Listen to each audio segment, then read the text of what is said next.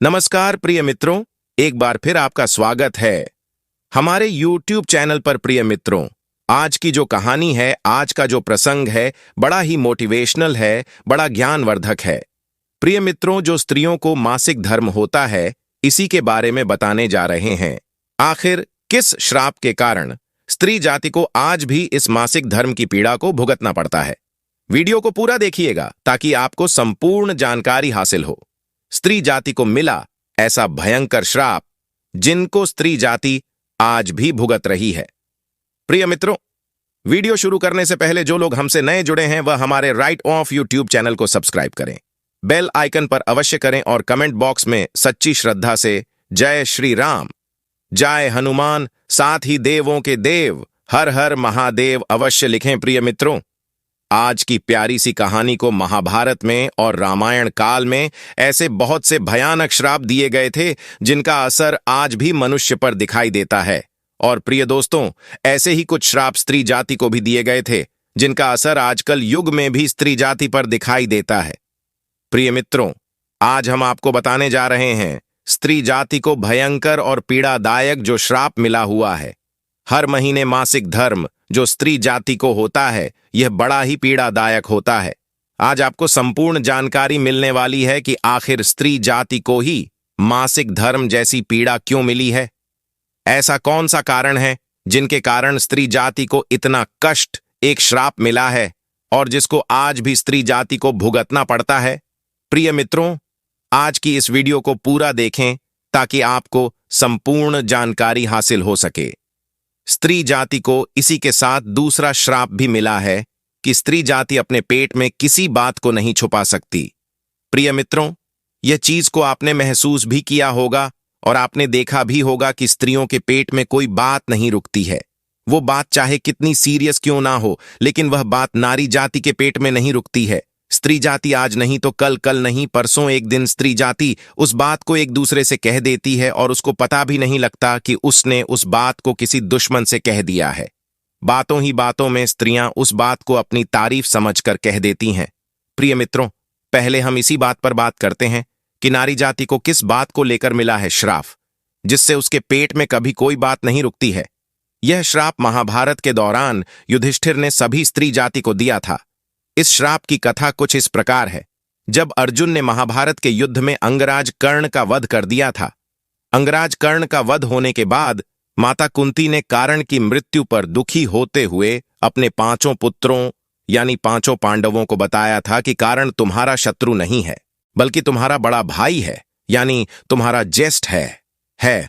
और प्रिय मित्रों, माता कुंती ने 5 पांडवों को कारण के जन्म की कथा भी सुनाई थी कि किस तरीके से माता कुंती ने कर्ण को जन्म दिया था और अपने कुंवारेपन में भूलवश सूर्य का बीज मंत्र का जाप करके और सूर्य को प्रसन्न किया और सूर्य को आने तक मजबूर कर दिया और सूर्य देव के आशीर्वाद से कारण का जन्म हुआ था और लोक लज्जा के कारण कारण को पानी में बहा दिया गया। उनको पता चला तो 5 पांडवों को बहुत ज्यादा दुख हुआ और धर्मराज युधिष्ठिर इस बात को जानकर बहुत क्रोधित हुए और युद्ध भूमि पर अपनी माता कुंती पर क्रोध करते हुए बोले कि मैया, आपने हमसे ऐसा अनर्थ करवा दिया है। अगर आपने हमें यह भेद पहले बता दिया होता तो हम कभी भी अपने ज्येष्ठ भ्राता से युद्ध नहीं करते।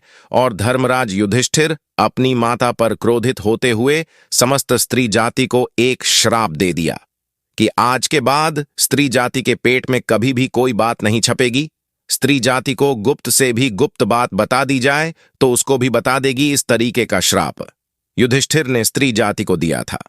प्रिय मित्रों, उसके बाद आज तक नारी जाति अपने पेट में किसी बात को नहीं छुपा। साकी चाहे वह बात विनाशकारी क्यों ना हो, लेकिन फिर भी नारी जाति उस बात को अपने पेट में नहीं छुपा पाती है। दूसरा श्राप स्त्री जाति को भोगनी होगी, मासिक धर्म की पीड़ा। प्रिय मित्रों, महिलाओं को हर महीने में 3 से 5 दिन का मासिक धर्म होता है और इससे उन्हें बहुत ज्यादा पीड़ा भी होती है। भागवत पुराण के अनुसार इस श्राप की कथा कुछ इस प्रकार है।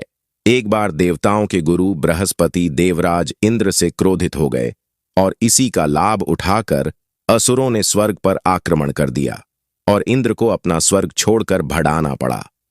तभी इस समस्या का समाधान करते हुए ब्रह्मा जी ने देवराज इंद्र से कहा कि तुम्हें किसी ब्रह्मज्ञानी की सेवा करनी चाहिए जिससे तुम्हारा स्वर्ग में वापस मिल सके।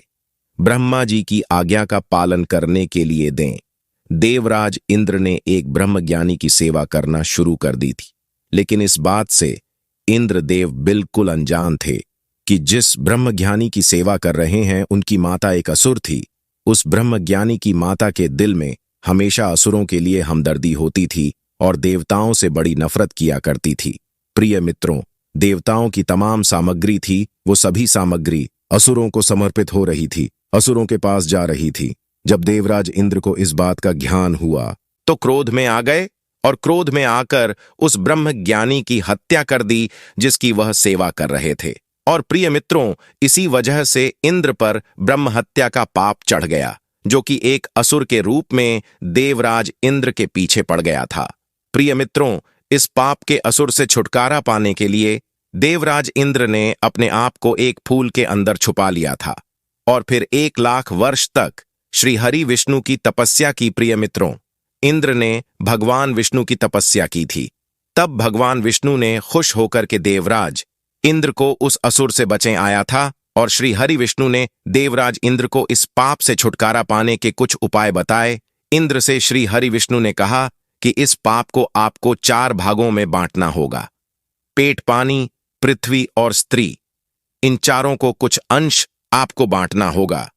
तब देवराज इंद्र ने इन चारों को बुलाकर उनसे विनती की, तभी चारों राजी हो जाती है। पानी, पेड़, पृथ्वी और स्त्री चारों मान जाती है और अपने लिए एक एक वरदान की कामना करती है। तब इंद्र से पेड़ को वरदान मिला कि वह अपने आप को कभी भी किसी भी स्थिति में जीवित कर सकती है, और पानी को वरदान मिला कि वह किसी भी वस्तु को अच्छी तरह शुद्ध कर सकता है, और पृथ्वी को वरदान मिला कि पृथ्वी के अंदर कोई सा भी गड्ढा हो वह अपने आप भर जाएगा, कैसी भी चोट हो वह अपने आप भर जाएगी। यह वरदान पृथ्वी को मिला। और अंत में स्त्री यानी नारी जाति को मासिक धर्म की पीड़ा मिली। इस मासिक धर्म की पीड़ा के साथ इंद्र ने नारी जाति को एक वरदान भी दिया। प्रिय मित्रों, इंद्र ने स्त्री जाति को यह वरदान दिया कि जब भी महिला, जब भी स्त्री, जब भी नारी जाति मर्दों के साथ शारीरिक संबंध बनाएंगे तो इसका आनंद उन्हें 2 गुना ज्यादा मिलेगा। एक ऐसा वरदान स्त्री जाति को मिला है। प्रिय मित्रों, इसी वजह से स्त्री जाति को हर महीने मासिक धर्म होता है और यह बड़ा पीड़ादायक होता है। दोस्तों, ये थी नारी जाति की मासिक धर्म की कुछ अनसुनी रहस्यमयी बातें, जिनकी वजह से नारी जाति को यह मासिक धर्म मिला है और ये अभी भी भुगत रही हैं।